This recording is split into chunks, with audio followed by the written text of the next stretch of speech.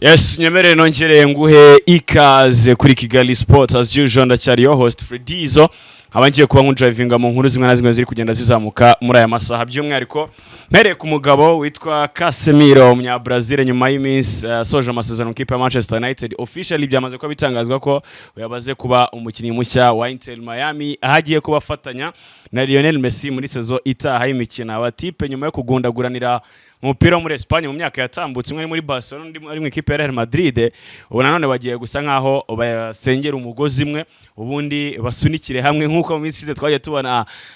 nka Sergio Busquets ahura na Lionel Messi muri Paris Saint-Germain mu Faransa none ubu ngubu ni Casemiro utaha uyu mutaramu rero nyuma yuko asinyiye iyi kipe ateretse amasezerano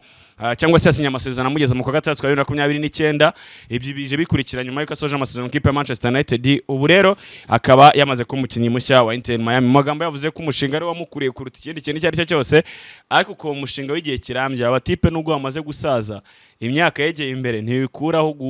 gukururwa cyangwa se kuganira ibintu by'igihe kirambye imyaka 3-4 gutyo ibyo rero biri mu byatumye abenga amakipe cyatandukanye arimo yo mu Barabu Saudi Arabia hakiyongeraho amakipe muri Zunze za Amerika arimo nka LA Galaxy na yari yagerageje gukomanga ariko kwa Inter Miami ngo niho hamukure cyane by'umwihariko nkuko na David Beckham yabigarutseho avuga ati wishemo no kuba asinyishije Casemiro anamwakiranye n'umuryango we wose i Miami rwose aho bagiye kuba bakomereza ubuzima cyane ko ngari umuntu nawe afana mu buryo budasanzwe umugabo rwose ubona ko afite icyo kintu cy'inyota yo gutsinda n'umutsinzi muri we byagaragaye muri kariyeri yagiriye mu kipe ya Real Madrid yewe no muri Manchester kuko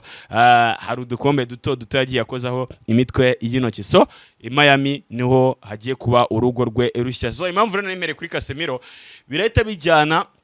no kuba Manchester umusimbura bataraboneka neza 100% nubwo turacyategereje dumenya ze nyuma kwinjiramo kwa Yuri Tielemans na Andre Santos ninde uri buze aje gusimbura Casemiro kuko na n'ubu ngubu ntiharamenyekana ngo ninde Manchester ijinjizamo so aka kanya rero hari amazina abiri Manchester yongeye gusa nkaho ishyize imbere yandi menshi urutonde rwo ruriho benshi pe ariko mu makuru yazamutse mu masaha 28 atambutse nuko Manchester yongeye kubura inasubira muri dosiye za Baleba ndetse n'umutaramu witwa Kone ukinira ikipe ya AS Roma uyu mu Faransa so muri abo babiri ninde birimo likely ninde uhabwa amahirwe menshi cyane nibyo ngiye kubanza kwirukansamo nkabikunyuzamo mu buryo bwihuse cyane Sky Sports mu masaha yatambutse niyo yanditse inkuru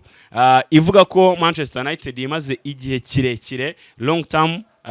iri interested cyane mu muntu witwa Baleba umunyakameruni sezishize ikaza kumugora nabo bagasenga bivuyemo bakabigenamo biguru ntege bijyana uko igiguzi cye cyangwa se igiciro cye cyari hejuru cyane equipe ya Manchester United nigeze imukura amaso n'ubwo Michael Carrick aracyari mu bakinnyi agitekerezaho so uyu musore w'imyaka 22 muri sama Manchester United irongera isubire kuri dossier nkuko ngo bongeye kubura basubira mu kabati neza cyane bongera gukura dokima zigaruka kuri uyu musore bongera kuzicishamo amaso nubwo nta club to club talks zari zabaye ibiganiro bireba impande zombi ndavuga ku ruhande rwa equipe ya Brighton ndetse n'ikipe ya Manchester United cyane ko Manchester yo igendera ku kintu cyo kuvuga ati ntago turi buhendwe nkuko mubishaka mwebwe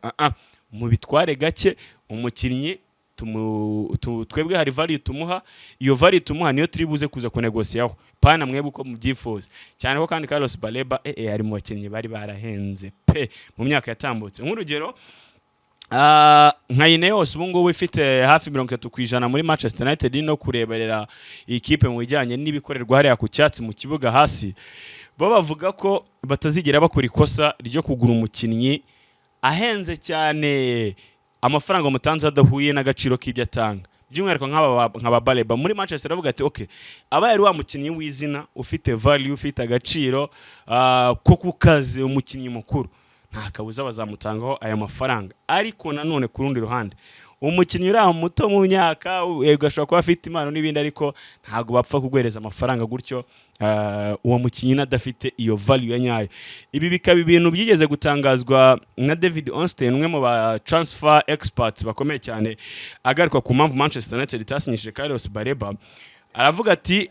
ikipe ya Manchester United ifite ibisubizo byinshi ariko nanone ikintu kijyanye n'ingingo y'amafaranga bari kwitwararikaho cyane kuko Brighton yo iri gusaba igiciro kiri hayi igiciro kirejuru cyane. Ati kandi Manchester United yavuze ko itazigera yishyura umuntu n'umwe imwishyuriraho amafaranga menshi ngo nuko ngo yagiye muri form gusa ntayo value afite atari umukinnyi wa hatari ukaze ufite agatuza wa hatari nyine. Aho rero na mpamvu bari barabigiyemo biguru ntege ariko ngubu dose bakabongeye kuyubura by'umwihariko kuri uyu musore witwa Carlos Baleba. Ariko siwe wenyine kuko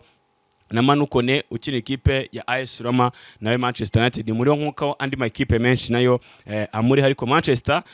Sky Sports n'amakuru ava mu Faransa mu nyamakuru nka za L'Equipe barandika ko Manchester United currently ariyo iridinze race yo kuba yatsindira signatire y'uyu musore. So ibyo bisa nkaho bishimangira ko ayo mazina abiri ariyo ari buze kuza kuvamo umusimbura umwe wa Casemiro so far currently byaka kanya. Mbibutse ko hariho n'irindi zina ry'umusore twaganira mu masaha yabanje witwa Alex Scott ariko Umwanzuro icyo kintu cy'igiciro cye nacyo bakomeje kugitumbagiza. Chelsea yaratanze $35 z'amapaundi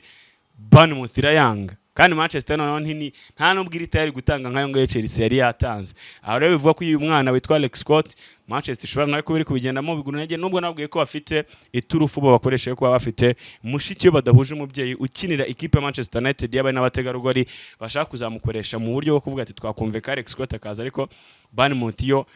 kujyanye na club to club talks ishobora kuzagurana. So aho ngaho naho mpamvu hasongera hazamuka ibya Baleba ndetse n'uyu musore witwa Kone. Baleba y'imyaka 22 Kone y'imyaka 25 cyane ko Manchester nuko hano bakomeza kugenda bivuga ati Manchester United is not in the rush to move for either midfielder just yet.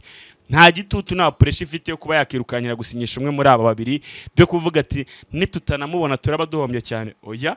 aba bombi ibamaranye igihe kuri liste yabo y'aba mediateur yifuza ariko baracyakeneye kureba ese best option to pursue ni yihe amahitamo meza y'uwo twakinjizamo hano na yahe. Ari nayo mpamvu nyine bagituje cyane ari nako bagenda banareba mu yindi myanya by'umwihariko ibumoso. Ku ruhande rw'ibumoso murabizi ko Manchester United iracyakeneye mu media mu left back umuntu uza kubafasha kuri gatatu hatari ukaze waza gufatanya na Lukshaw. Biratekerezwa ko mu winga nawe agitekerezwa mukandaje mbaganire kuri Samaville we byaje kusa nkaho byanze official deal isa nkiyanamaze kurangira mu bara mu ikipe Al Hilal. So Manchester United mu gihe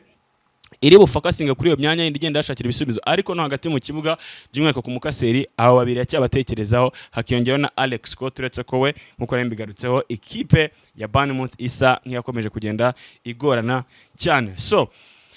muri iyi kursa ariko hakiyongeramo irindi zina buriya ntimuzatungurwa no kumva umutaramu witwa Sangare nawe Manchester itunguranya out of nowhere ukabona abaye unrevealed nk'umukinnyi mu cya Manchester United. Mutaramu akaba akinira ikipe ya Lens mu Bufaransa ni n'umunyamari. Mu cyumweru gitambutse Manchester United yagiye tugora cyane ku kintu cyo gupredictinga mu mediateur yasinyisha pe muboye abanyakuri nanjye mbabereye umunyakuri hari ukuntu twabaga twakurikiranya amazina dosiye uri kuzuba urukuraho imwe ujya ku yindi uca muri iki kinyamakuru ukagicengera mukajya mu kindi out of nowhere ukajya kumva mu masaha 28 Manchester ngo yinjiye muri deal ya Andre Santos. Bitararenga n'amasaha 3 ngibiganiro byamaze kurangira hagati y'umukinnyi na club. Bitararenga amasaha 5 ukumva ngo club to club talks zamaze kurangira $50 zamaze kwishyurwa. Umukinnyi tayari bikabibaye official ati Santos yabaye umukinnyi wa Man.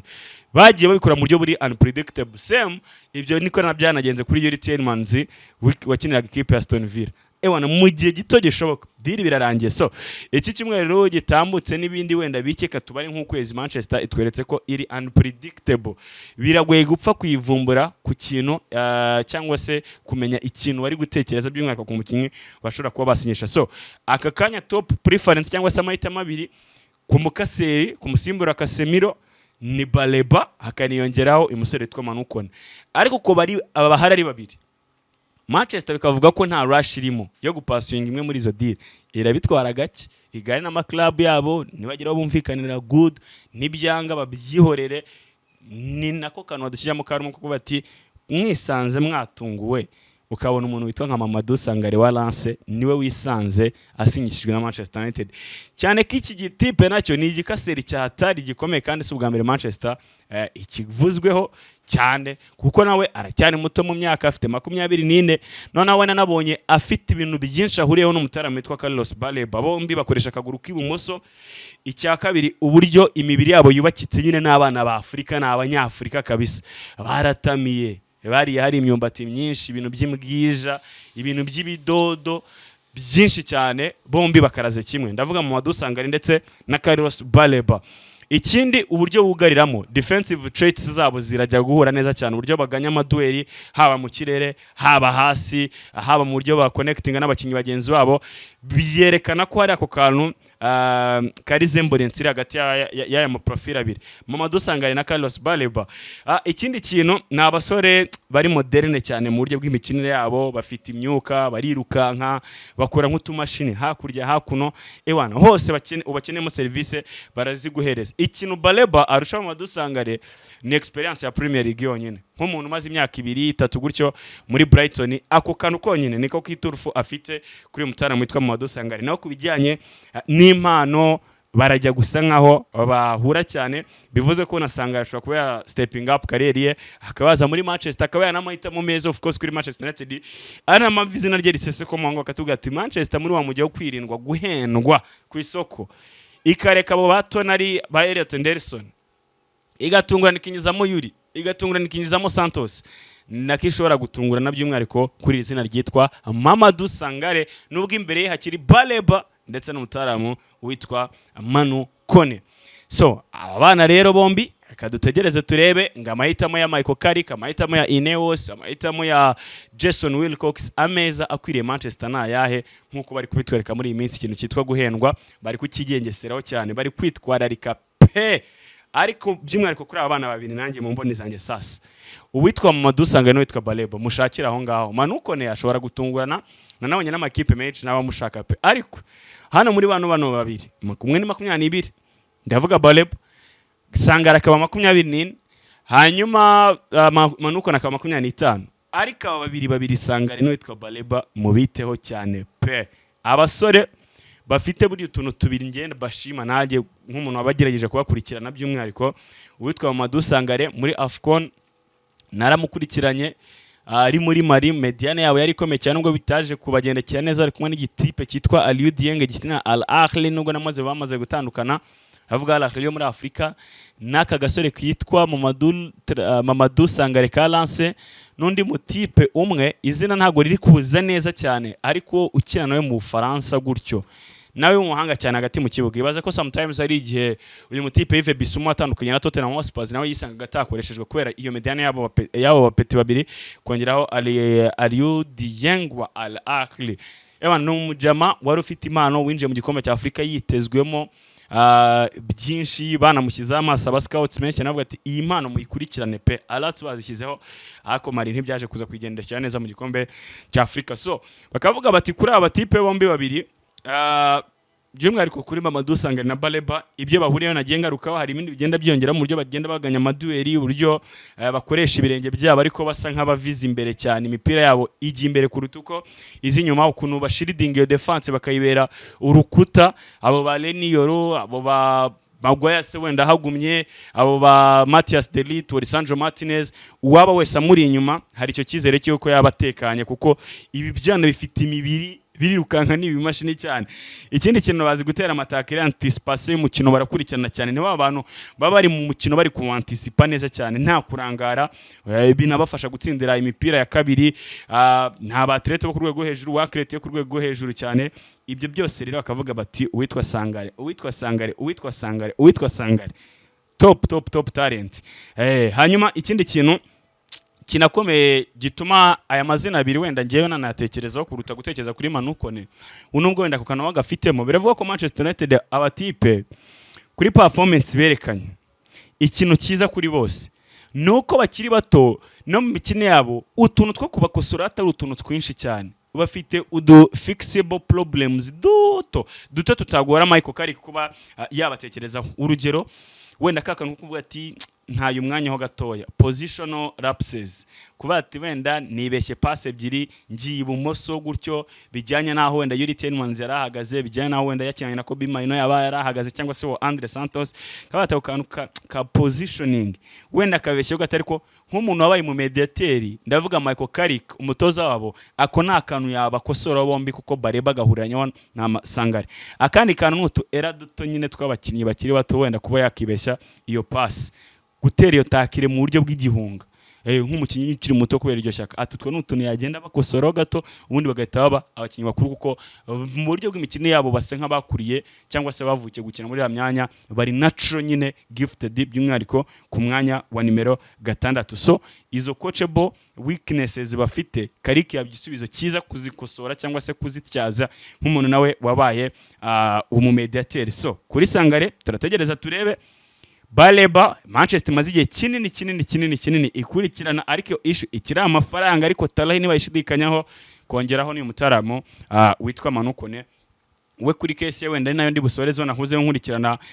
bimwe mu byagiye byandikwa mu masaha ndafata nka 15 yatambutse nkanga nsimbukiye nko muri Simple United ikaba account yo kuri X garuka ku bakinyi w'ikipe ya Manchester United abihuzwa nabo abe yifuza performance y'abakinyi ba Manchester United n'ikinyamakuru Corriere dello Sport cyungane baravuga bati there is an agreement in principle between Manchester United and Kone's entourage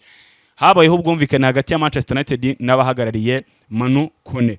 nubwo nta offer iri mu buryo bw'inyandiko paperwork yaterekwa ku meza ariko verbally bivuga ko bamaze kumvikana ku cyanya na $43 z'amapaundi yuko Manchester yanga yariyo isabwa kugira ngo iyatange ibe yagura uyu musore iyo agreement ubwo bwumvikane bwamaze kubaho igisigaje nuko Manchester United no yahita triggering ikavuga toke iyi niyo transfer dushimye uri kumva ko ibyaba Baleba ibyaba Sangare nabyo mani birimo byose ariko exploring which is the best option amahitamo meza yaba yayo kuri Kone Man iyoboye amakipe yose yifuza uyu musore zari Arsenal yamaze kuzirya isata burengeye umufaransa ntawe udasanzwe mu gikombe cy'itwara mubonye Didier Deschamps agenda amugirira icyizere akamushyiramo imbere ya Aurelien Tchouameni wa Real Madrid akanda agaperform gakerekana ko ari urwego ariho so uyu musore nawe Manchester United rwose background inyuma y'amarido byamaze kurangira abamuhagarariye umushahara imyaka yasinya byose byararangiye n'ikiguzi yatangwa $43 z'amapaundi byamaze kumvikana igisigaye ni Manchester kuvuga ati okay aha uyu niwe twe dushaka niwe uri price friendly mu buryo bwa project mu kibuga niwe uzafasha Michael Carrick na Manchester ikaba yabyungukiramo sasa nsoza nkubaza kuri aya mazina 3 hari Kone w'ikipe ya AS Roma mu Faransa y'imyaka 25 hakaba Carlos Baleba ufite experience muri Premier League ariko muto y'imyaka 22 uhenze we igiciro cyo kiri hejuru ariko nabonye na Brighton igenda imanura bahereye muri $100,000 jo wundi mu makuna yarukaga zari $70,000 z'amapaundi bivuga ko ashobora no kuba yamanuka ariko sofa turafatira kuri $70,000 z'amapaundi moto y'imyaka 22 ufite na experience muri Premier League hakaza na Mamadou Sangare umunyamari ukina ikipe ya Lens mu Faransa nawe ufite we igiciro kiri munsi y'icyabo bose kiri munsi ariko imano ye nayo igashimwa cyane akabindwanyi akaba fighter buriya muzacungwe neza ikintu cyitwa umwanya wa nimero 6 uzasanga umunyafrika wexeraho usange abantu bo muri Amerika Latine kuri ya mugabane wa Amerika y'Amajyepfo bawexeraho kuko bijya abantu bo muri Aziya nabo uri umunyazi wagerageje gukina neza cyane nimero 6 arayi perfecting kuko bijyana nuko muri migabane ukigera kuri 3 Aziya Afrika na Amerika y'Amajyepfo usanga ari abantu naturally bindwanyi muri bo kandi uri mwanya usaba umuntu windwanyi hagasigarira ko kaborend ko kuvuga ati ese uyu muntu yabindwanyi akaba n'umunyempano technically mu buryo bw'umutwe ubwonko bwe burabangutse ni bwiza ku mupira wa anticipa neza aho rero niyo mpamvu uzasanga aya makipe ahuzwa n'abantu uzagiye ushanga kuri nimero 6 abakasero ugasanga duhise tujya gushakira ni muri ayo Amerika y'Amajyepfo dushange nka Manchester United ruherutse gusinyisha yitwa Orozco Christian Orozco akana kaganga cyane kakanya Colombia ariko gakina kuri kangahe nimero 6 uje gusanga muri ano makipe menshi agiye akomeye cyane urasanga nyine babakinyi ba nimero 6 bibaraga baba bari imbere kuko pana babandi bunyuguza abanyaburayi uzasanga bakina nimero 6 baba bafite ubwonko budasanzwe ku mupira ubwonko budasanzwe abo ba Busquets abo ba Rodri usanga nyine ni wa mukasera ariko ufite n'ubwonko bw'umupira bwo ku rwego rwo hejuru top ariko nukina cya gikaseri cy'imbaraga nibyo bya Makerere nyine ewana nibyo bya Obi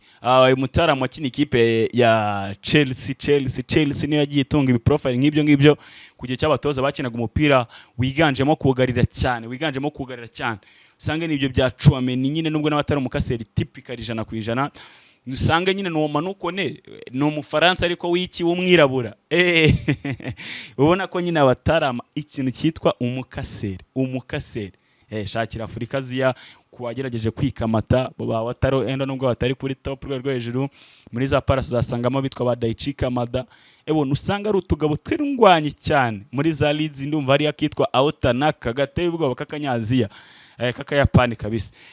hanyuma no muri Amerika y'Amajyepfo nyine ubwingero nabo ba Casemiro nabo ba Fabinho bono no bafite ikimanyi cy'impano idasanzwe umupira wazi kukina mu buryo bwa karemano ariko bafite nizo mbaraga ari n'indwanyi so Manchester option nziza yayo kuri gatandatu urabona ari inde Mamadou Sangare Baleba cyangwa Kone tugane muri comment section